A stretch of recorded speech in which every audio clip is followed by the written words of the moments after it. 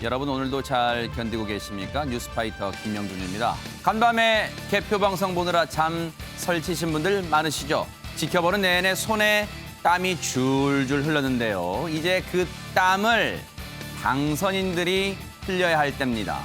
뽑아주세요, 뽑아주세요 하더니 됐다고 본전 뽑을 생각하면 절대 안 됩니다. 그리고요, 세상 모든 심판이 오심이 있더라도 절대 민심은 오심이 없습니다. 이긴 측도 진 측도 겸허하게 민심을 받아들였으면 좋겠습니다. 4월 16일 목요일 뉴스파이터 60초 뒤에 달려보도록 하겠습니다. 흔히 이제 어르신들이 이제 그런 말 자주 하시는 것 같은데, 아이가 정말 예쁘면 아이고 인형같이 예쁘구나 이런 말 많이 하잖아요. 김기혁 아나운서. 예, 맞습니다. 그래서 실제로 지금 인형 뽑기방에 인형 같은 아이가 나타났는데 좀 네. 황당한 사건이 발생을 했습니다. 네. 자, 심심치 않게 볼 수 있는 우리 주변의 인형 뽑기방, 이 영상을 보면서 설명을 해드리도록 하겠습니다. 네, 이 구조대원들이 인형 뽑기방에 왔습니다. 아이고. 인형 뽑으러 왔을까요? 단체로요? 그런데요. 근무 시간에 뭐 인형 뽑으러 온 거예요? 자, 그런데 저 기계 속 보세요. 어허. 뭔가 움직이는 사람이 있죠? 움직이네요 진짜. 바로 8살 여자아이입니다. 세상에. 이 아이가 기계 속에 갇혀버린 거예요. 아이고. 그래서 나오질 못하니까 구급대원들이 도착을 해서 이 여자아이를 구조하기 위해 지금 애쓰고 있는 모습입니다. 허허. 지금 저곳이 어디예요? 어디에 있는 저기 인형 뽑기 방이에요? 이게 광주 서구 화정동에 있는 한 인형 뽑기 방입니다. 네. 이게 이틀 전 오후 5시쯤에 일어난 사건이라고 하는데요. 어허. 결국에는 이 업주까지 불러서 이 아이를 구조를 함께 하기에 나섰습니다. 네, 지나던 이제 시민분이 신고를 하셨다는데, 아니 대체 저 아이는 저 곳에 갇혀 있을 때 얼마나 두려웠을까요? 무서웠을까요? 그런 생각합니다. 당시 출동했던 구조대원분의 얘기 들어보시고 이어가 보도록 하겠습니다. 어디로 들어갔어? 일로 들어갔어? 이분 키놓고 들어갔어. 저는 인형 뽑기 안에 여자아이가 갇혀있다는 신고 받고 출동 나갔는데 처음에도 저희도 당황했어요. 어디 갇혀있지 하고 둘러봤는데 마스크도 꽃무늬 마스크여가지고 좀 구별이 잘 안 가더라고요. 진짜 미동도 없이 가만히 있었어요. 그러니까 아이는 울지도 않고 안에 잘 있었고 관계자가 근처에 있다고 해서 그 자물쇠 파손은 원치 않은 상태여서 경찰이랑 좀 현장에서 기다리면서 관계자가 와서 직접 열쇠를 열어가지고 애기를 구조했던 상황이었어요. 왜 들어갔냐 물어보니까 안에 있던 인형이 너무 갖고 싶어가지고 오빠가 잠깐 한눈 판 사이에 들어갔다 하더라고요. 아이고 세상에. 인형을 너무 갖고 싶은 마음은 충분히 이해가 됩니다만, 세상에 오빠가 잠깐 한눈 판 사이 저렇게 들어가게 됐는데, 오윤선 교수님, 저 아이가 저 인형 뽑기 그 안에 얼마 동안이나 갇혀 있었던 거예요?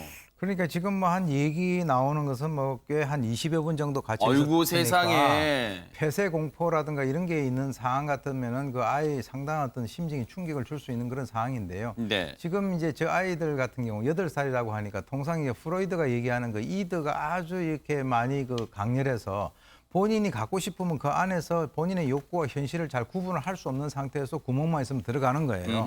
그런데 이제 그 당시에 그 이 어머니라든가 이 부모 또는 어른의 감독 또는 보호가 없는 상태니까 아마 그 오빠라고 하더라도 그 옆에서 그냥 다른 활동을 했기 때문에 네. 자기 동생이 왜 저기 안에 들어가 있는가를 갖다가 나중에 거울을 저기 유리를 통해서 보고 깜짝 놀랐을 그랬을 거란 말이죠. 거예요. 그러니까 이제 지금 다행스럽게 뭐 저 안에 들어가가지고 뭐 다친다든지 이런 것은 아닙니다만 네. 적어도 이제 예를 들어서 저것이 만약에 그 저런 시간이 아니라 좀 늦은 시간에 네. 저렇게 해가지고 어른들한테 연락이 제대로 안 됐다 하면 20분이 아니라 한 2시간 이상도 있을 수 있는 그런 상황이 아니었겠나라고 생각이 듭니다. 우리가 그냥 어른 입장에 생각하면 최진봉 교수님, 네. 아니 기계로 들어가는 길을 들어가는 길이 있으면 그냥 거기로 나오면 되는데 왜 못 나왔을까 이런 생각도 할 것 같아요. 그렇죠. 근데 사실은 저게 왜 그러냐면 안에서 지금 이제 들어갔다고 우리가 추정되는 건 출구잖아요. 인형을 뽑으면 그 인형이 나오는 출구 쪽으로 들어갔거든요. 근데 네. 이게 문이 어떻게 돼 있냐면 이렇게 밀면 안에서는 안 열리게 돼 있어요. 아. 그러니까 들어갈 때는 쓱 들어갈 수 있지만 나오는 건 어려운 거죠, 이게. 아하. 왜냐하면 이게 인형들이 밖으로 나오는 걸 방지하기 위해서 그걸 그러네요. 이제 못하게 막아놓은 거거든요. 아하. 그러니까 상품이 어느 정도 선택이 됐을 때만 나오도록 만들어놨기 때문에 이게 철판이 이렇게 열렸다 닫혔다 하는데 밀 때는 열리지만 밑에서는 못 닫히게 되어 있는데 네. 그러다 보니까 결국 이제 저런 사태가 발생한 건데 이 아이는 이제 8살이잖아요. 어허. 체구가 좀 적은 것 같아요. 네. 그러다 보니까 그 조그만 구멍으로 이렇게 들어갈 수 있었던 것 같은데 들어가고 나서 이제 본인이 혼자 나올 수가 없게 되는 거죠. 그러네요. 또 들어갈 때는 이렇게 위에서 밑으로 들어가게 돼 있지만 반대로 오면 이쪽에서 나올 때는 좀 어려움이 있어서 네. 아마 이제 인형을 너무 갖고 싶으니까 뽑을 수는 없고 그래서 본인이 직접 들어간 것 아하. 같은데 나올 때는 이제 어려움이 있다 보니까 신고를 하게 된 것 같습니다. 네. 근데 하재근 평론가님, 네. 저 인형 뽑기 기계가 비단 국내만 있는 건 아닐 거 아니에요? 예, 그러니까 해외에서도 이런 사건이 있습니다. 사람이 그래요? 저 인형 뽑기 안에 들어가서 갇히는 사례. 아, 세상에. 작년 연말에도 중국 광동성에서 한 남자아이가 네. 저 안에 들어가서 갇힌 사례가 있었고 우리나라에서도 계속 저런 사건이 발생하는데 아, 그래요? 2011년에 10살짜리 아이가 들어간 일이 있었고 네. 서양에서는 2살짜리가 들어간 일이 있었고 네. 그다음에 성인 여성이 술에 취해서 들어가서 세상에. 갇힌 사건도 우리나라에서 있었고 네. 10대가 아주 작정하고 저 안에 들어가서 훔치려고 들어갔던 사건도 있어서 네. 인형 뽑기 구조 자체에 뭔가 사람이 들어가기 좀 쉬운 네. 그런 측면이 있는 것 같습니다. 혹시라도 이제 이 구조가 신속하게, 물론 20분도 이 아이한테는 정말 길게 느껴졌을 거예요. 그런데 저 구조대 분들이요, 구조를 하는 과정에서 혹시 손정혜 변호사님, 저 인형 뽑기 기계를 혹시라도 잘못해서 파손했다면 이거 소방당국이 물어줘야 되나요? 어떻습니까? 원칙적으로는 저게 들어가지 않아야 됨에도 불구하고 들어간 과실이 저 안에 들어간 아이나 부모에게 있다라고 보여서 보상은 그 아이야 그 부모가 해야 되지 않을까 생각이 드는데 네. 부득이하게 만약에 그러지 않는다고 하더라도 우리 관련 법령에 따라서 이것은 적법한 행위를 하다가 발생한 손해이기 때문에 보상을 해줄 수 있는 근거 조항들이 있어서 네. 보상할 수 있다라고 보이고요. 다만 보통 이게 보상의 이슈들이 발생을 하니까 급박하지 않은 부수기보다는 열쇠를 가진 주인을 기다리는 경우가 왕왕 있습니다. 아하, 정말로 큰일 날 뻔한 아찔한 그런 순간이었고요. 정말로 오빠 말 잘 듣고요. 앞으로는 오빠가 가는 대로 오빠만 손잡고 꼭 따라다니기를 부탁을 합니다. 정말로 우리 구조대원분들도 정말로 감사를 드립니다. 예전에 그 수필인가요? 거기 보면 메모광이란 게 있었습니다. 메모가 얼마나 소중한지 보여주는 사건이 하나 있었습니다. 김기혁 아나운서. 네, 바로 자신의 목숨을 구한 메모라고 설명을 드리고 싶습니다. 영상이 있는데요. 이 영상을 보면서 설명해 드리겠습니다. 네, 지난 11일 서울 강남에서 있었던 일입니다. 순찰차가 어느 건물 앞에 서는데요. 네. 그 건물 앞에 기다리던 여성이 먼저 이 순찰차에 탑니다. 그리고 어허. 나서 누군가를 급하게 쫓아가는데 잠시 뒤에 어떤 남성과 이야기를 나눈 후 이 남성도 순찰차에 태워서 출발을 합니다. 허허. 바로 이 남성이 네. 여자친구를 감금하고 수차례 폭행해서 신고를 받고 경찰이 출동을 한 것이었습니다. 허허.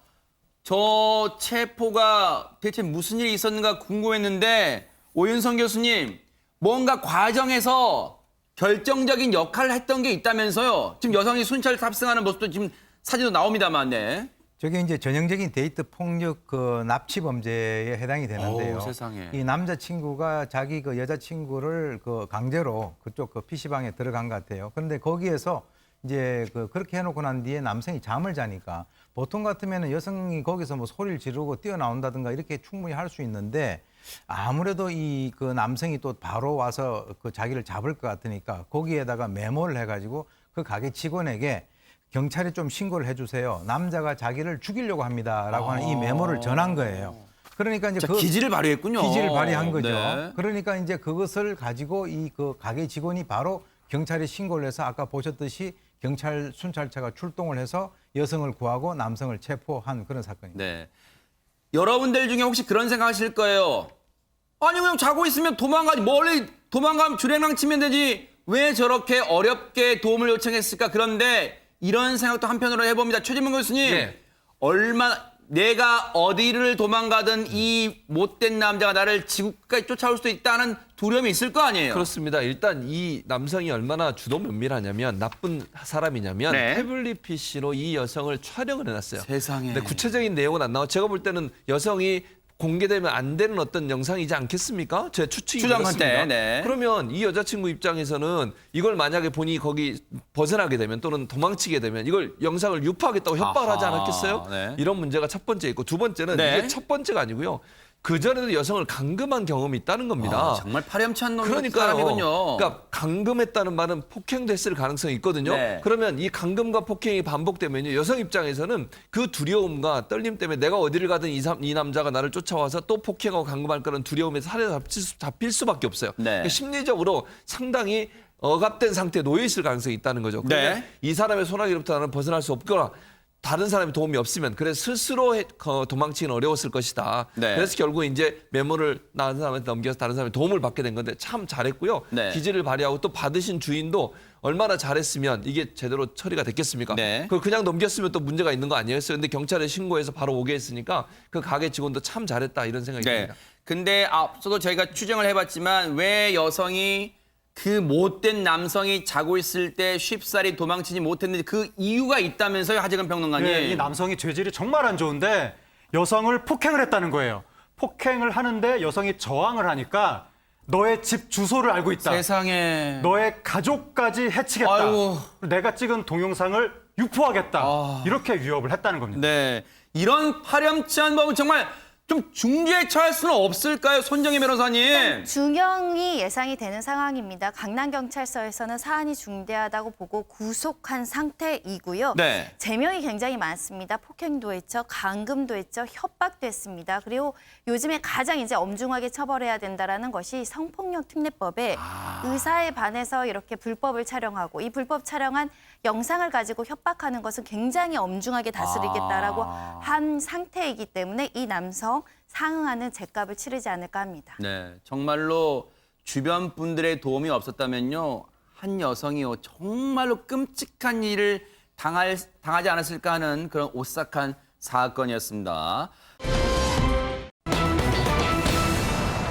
요즘 뭐 장안의 화제가 되고 있는 뭐 드라마 중에도 이제 이걸 소재로 한 드라마가 이 선풍적 인기를 끌고 있는데 그와 비슷한 일이 일어났다고 합니다. 손정혜 변호사님. 네, 한 아내가 우리 남편이 한 여성과 바람을 핀다, 부정행위란다라는 사실을 알게 됩니다. 그 불륜녀 상대방은 식당을 운영하고 있었고요. 어허.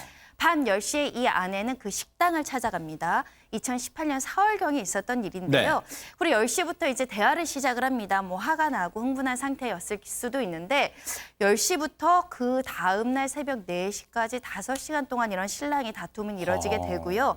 언쟁이 오고 가는 중에 이제 아내 입장에선 굉장히 격분할 만한 상황이 되다 보니까 그랬겠죠. 이 불륜녀의 뺨을 때리게 되고요. 머리채를 잡아 끕니다. 어허. 그리고 식당 안에 있던 유리잔에 담긴 물을 뿌리고 아이고. 벽면에 붙은 연예인 사진도 찍고요. 음흠. 철제 의자, 수저통 이런 물건을 마구잡이로 던지게 됐고요.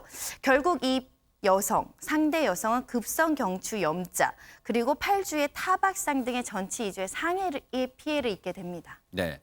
물론 위험한 행동을 상대방 불륜녀에게 하긴 했습니다만 그 심정이 오죽했겠어요. 그런데 오윤성 교수님, 불륜녀가 지금 부상을 당했다는데 급성 경추염자 이런 얘기가 나오는데 이게 무슨 말일까요, 대체? 이제 우리가 통상 이제 차를 몰고 가다가 뒤차가 이렇게 툭 박으면 앞차의 운전자가 이제 그 문 열고 나오면서 이 머리 뒤 만지고 나오잖아요. 맞아요.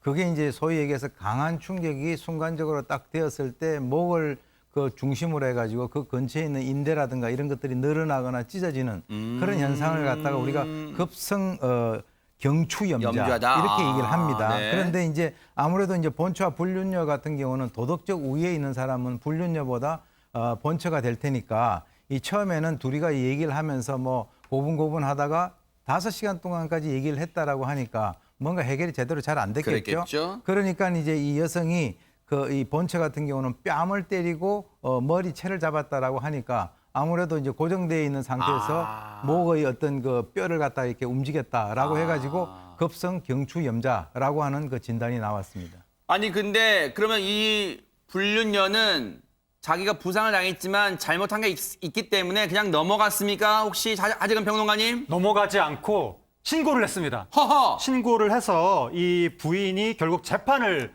받게 됐는데 근데 이제 불륜녀를 때릴 때 맨손으로 때리지 않고 물건을 던졌잖아요. 그러니까 죄목이 특수상해가 된 거예요. 아이고. 여기에다가 재물손괴까지 더해지면서 지금 1심이 국민참여재판으로 진행이 됐습니다. 아니 근데 손정희 변호사님, 국민참여재판이 이런 경우도 국민참여재판이 열리게 되는 거예요? 국민참여재판은 피고인이 신청할 수 있고요. 피고인 입장에서 좀 인정의 호소를 한다던가 법조인의 시각보다 일반인의 시각으로 배심원들의 의견을 듣는 것이 내 이익에 부합한다라고 생각하면 신청해서 판단을 받을 수 있는데 네. 아마도 이 아내인 피고인 측에서는 분명 폭행이란 건 굉장히 잘못한 것이지만 네. 그 경위에 비춰서는 좀 참작할 점이 있기 때문에 선처를 구하는 마음이 크지 않았을까 합니다. 네. 이게 결국 이 사건이 국민참여재판까지 가게 되는데 이 재판 과정에서 배심원 앞에서 이 아내 측은 어떤 주장을 했을까요, 오윤성 교수님?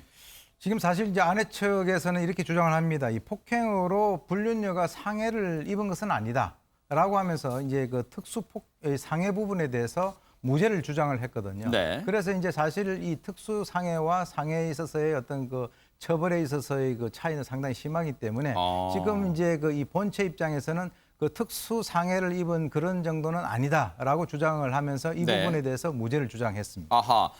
일단 배심원들이 그 아내 주장을 곰곰이 들었을 거 아닙니까? 최진봉 교수님. 그렇습니다. 배심원이 7명인데 이 중에 5명은 유죄를 인정을 했어요. 아내분이 유죄라고요? 왜냐하면 이제 폭행이 있었으니까 유죄다. 거기까지는 인정을 했었는데 거기에 반전이 있습니다. 그러니까 유죄다 인정을 했습니다. 네. 유죄는 아니다. 이건 네. 왜냐하면 어쨌든 때렸잖아요. 아하. 그래서 유죄는 인정했는데 만장일치로 양형 의견을 이제 제시를 하면 그건 이제 판사가 최종 결정을 하는데 그 배심원들이 올린 양형 기준을 가지고 재판을 이제 판결을 내리거든요. 참조를 하는 거겠죠? 그렇죠. 네. 근데 그 내용을 보면 네.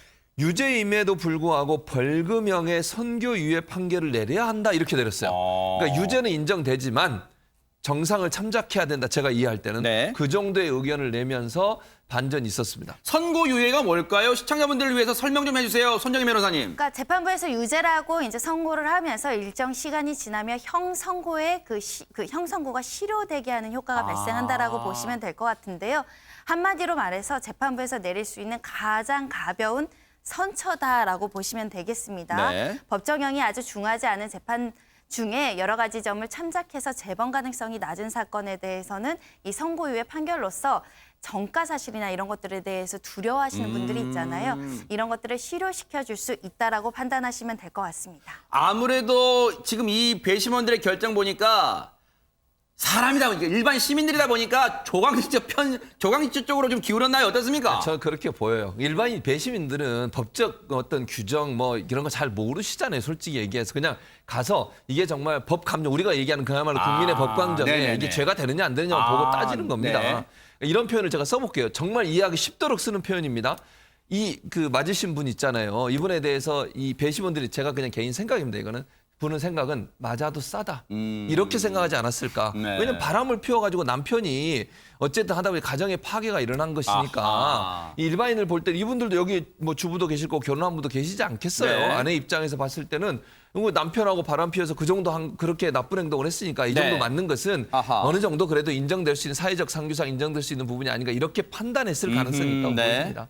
재판부는 그러면 배심원들의 의견을 받아들였을까 궁금합니다. 그러니까 배심원들의 의견에 대해서 미국처럼 구속력은 없지만 가급적 존중하려는 태도를 보이고 있는데 재판부는 판결문에서 네. 불륜녀가 그 당시 상당한 공포심을 느꼈을 정도로 네. 피해 정도가 가볍지 않다. 그리고 CCTV도 분명히 있고 상해 진단서도 나와 있기 때문에 무죄로 판단할 수는 없지만 이 부분과 관련해서 벌금 300만 원을 내리면서 선고유예, 배심원들의 의견을 받아들여 선고유예를 선고하셨습니다. 선고유예가 됐어요. 배심원들 의견을 거의 그대로 수용했다 해도 과언이 아닐 텐데 그러면 구체적인 이유가 있을 거 아닙니까? 그 재판부가 볼 때 선고유예를 한 이유가 있을까요? 세 가지 이유가 있습니다. 네. 우선적으로 이제 그 아내가 이 불륜녀가 그 제기를 했던 그 손해배상 소송과 연관해 가지고 판결 금액을 전부 다 지급을 했다는 거고요.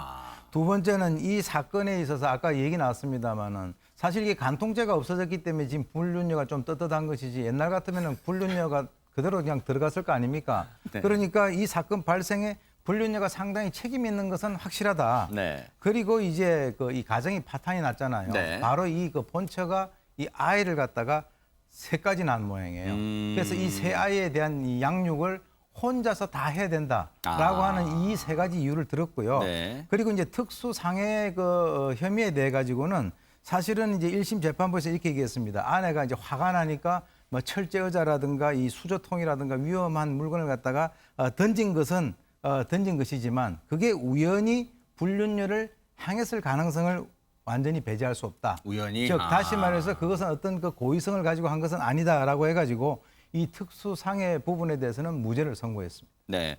그러면 검찰도 듣고 보니까 재판부의 이 판단이 좀 합리적인 것 같다 이렇게 인정했을까요? 검찰이 물건을 던진 부분을 계속 문제를 삼는 거예요. 아. 그래가지고 특수상해 혐의인데 네. 이걸 어떻게 무죄를 선고하느냐 부당하다라고 하면서 검찰이 항소를 한 거죠. 아하. 2심에서 재판을 또 받았는데 네. 원심이랑 같이 벌금 300만 원의 선고유예 판결이 났습니다. 이 부분은 글쎄요, 손정희 변호사님 법에도 눈물이 있다 좀 봐야 되는 거예요. 어떻습니까? 일단은 폭행죄나 이런 상해죄의 여러 가지 양형을 고려할 때 왜 때렸는지 어떻게 상해 피해를 야기했는지를 좀 살펴볼 때 오히려 피해자가 범행을 유발하는 경우들이 있습니다. 오히려 뭐 공격을 한다던가 모욕을 한다던가 이러면 선처의 요소들이 될 수 있는 것이고요.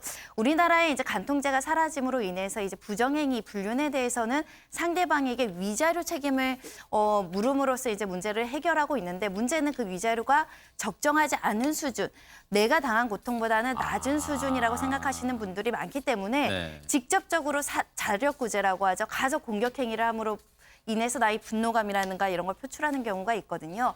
어찌됐든 아내가 남편의 불륜 사실을 알고 있는 극도의 흥분 상태에서 우발적으로 일어난 범죄이기 때문에 벌금형인데도 선고유예까지 선처를 받았던 것으로 보이는데 네. 그럼에도 불구하고 불법을 불법으로 응대하시면 안 됩니다. 그렇죠. 차분하게 본인이 법률적으로 해결을 하셔야지 오히려 이렇게 폭행으로 대응하셨으니까 오히려 손해배상 청구를 당하시고 형사재판을 또 대응을 하셔야 되니까 불법엔 적법한 수단으로 그 반격하시는 게 필요합니다. 그러면서도 어쨌든 시청자분들 중에는 오죽했으면 그 아내분이 그랬겠냐 하는 마음도 많이 가지실 거예요. 이 판결, 이 사건에 대해서 누리꾼들의 의견도 궁금합니다. 김기혁 아나운서. 네, 대부분이 조강지처의 편을 좀 들었습니다. 아, 그래요? 예, 네. 반응들이 조금 재미있는데요. 이거 네. 한번 살펴보도록 그럴까요? 하겠습니다. 네. 애가 셋이나 되는데 저 정도 화도 못 내냐. 가정 파탄도 보고 있어. 그냥 가만히 보고 있으란 말이냐. 전치 2주면 아무것도 아니다. 네. 라는 의견이 있었고요. 전치 2주면 아무것도 아니다. 이 말은 여러분들 고지고대로 들으시면 안 돼요. 네. 네, 요거 이제 누리꾼의 의견입니다. 네, 그렇죠. 말 그대로. 네, 맞습니다. 그리고 네, 두 번째는 남편을 잡으라고 남편을 맞아요. 아무리 여자가 유혹해도 남편이 안 넘어갔으면 아무 일 없는 거다라는 반응도 있었고 네. 검찰이 항소를 하다니 검찰 한가한가요? 라는 댓글도 있었습니다. 네. 그리고 남의 물건을 훔치면 절도죄인데 네. 남의 남편이자 아빠를 훔친 그 여자는 무슨 죄인가요? 무슨 죄목을 줘야 되냐요? 뭐 이런 반응이었고요. 네. 마지막으로 간통죄 부활시켜주세요 아하. 라는 반응도 있었습니다. 이건 내 손정희 변호사님 여기 네티즌 의견 중에요. 남편을 잡아라. 그 불륜녀한테 저렇게 막 따지지 말고 당신의 남편을 잡아라. 이 의견은 어떻게 봐야 돼요? 공동 책임입니다. 지금 이 사건에서도 아이 혼자 키우고 있고 가정이 파탄났다라는 것은 아내가 남편을 상대로 이혼 청구를 하고 아이에 대한 양육권과 친권도 모두 가져온 것으로 추정이 되기 때문에 불륜에 있어서는 사실상 배우자의 책임이 가장 크고요. 손해배상 청구를 하더라도 남편의 책임이 더 크게 나오는 겁니다. 네. 다만 우리 법에서는 우리 보통 불륜의 정신과 의사분들이 불륜의 정신적 고통은 배우자가 죽는 것과 동등한 수준으로 심각한 어떤 우울감이랑 공포감이 배신감이 든다고 하는데 문제는 위자료가 너무 적다는 데 있어요. 법원에서는 이런 정신적 고통에 상응하는 위자료를 인정함으로 인해서 실제로 이렇게 불륜녀한테 또는 불륜남한테 피해를 받는 분들에게 좀 적정하게 위자해줘야 되지 않을까 합니다. 이게요. 네티즌 분이 주신 마지막 의견에도 이제 간통죄 부활 저희가 무슨 찬성한다 그런 의미가 아니라 지금 위헌 판결 됐으니까요. 근데 최준봉 교수님 이게 정말 아이러니한 상황이에요. 검찰이 지금 이 아내분, 불륜녀를 상대로 폭행을, 특수상해를 입힌 아내를 상대로 항소를 제기한다는 게 참 아이러니한 상황입니다. 그러니까 이게 간통죄가 있었으면 이 여성분이 고소를 할 수 있었겠습니까? 오윤석 교수님 아까 얘기했잖아요. 본인이 도리어 이제 법의 처벌을 받아야 되거든요. 간통죄가 네. 있었다고 하면 간통죄가 없어지는 바람에 바람피는 것에 대해서 처벌할 수 없어요. 민사소송상 위자료 처분밖에 할 수 없는 거, 이사료 청구밖에 할 수 없는 건데 그러다 보니까 저렇게 당당하게 모르겠습니다. 저분이 당당하게 했는지 모르겠지만 뭐 바람을 피고도 그게 그렇게 책임감을 느끼지 못하는 경우들이 너무 많아요. 근데 그건 정말 조금 저는 개인적으로 화가 납니다. 그렇게 하면 안 된다고 보는데 그러다 보니까 검찰 입장에서는 뭐만 보겠어요. 폭행이 일어난 사건만 보는 거잖아요. 그 폭행이 왜 일어나게 되는지 원인 제공자에 대한 판단은 거의 없어지게 돼요. 간통죄가 네. 있었다면 원인 제공자에 대한 처벌도 할 수 있었는데 네. 간통죄가 없어지면서 원인 제공자에 대한 처벌이 못하게 되고 네. 그럼 결국 폭행했다는 사실만 보게 되니까 그 사람이 얼마나 화가 났으면 애 키우고 그 남편은 떠나가고 가정은 파괴되고 얘 얼마나 힘들겠습니까 네. 이분이. 그 분노를 표현하는 방식이 저거였기 때문에 네. 검찰 입장에서는 법만 보고 아마 이런 조치를 취한 것 네. 같습니다. 그렇다 하더라도 100번 이해는 됩니다. 그 심정은 그렇더라도요. 우리 손정혜 변호사님 앞서 잘 말씀해 주셨죠. 부당한 방법, 불법의 행동으로 대응을 했다가는 오히려 이 역공을 당할 수 있기 때문에 화를 꾹 참고 적법한 행동으로 대응을 하는 게 어쩔 수 없습니다. 정말로 그런 상황을 좀 해보는 것도 필요하다. 오죽했겠습니까만 그런 생각을 해봅니다.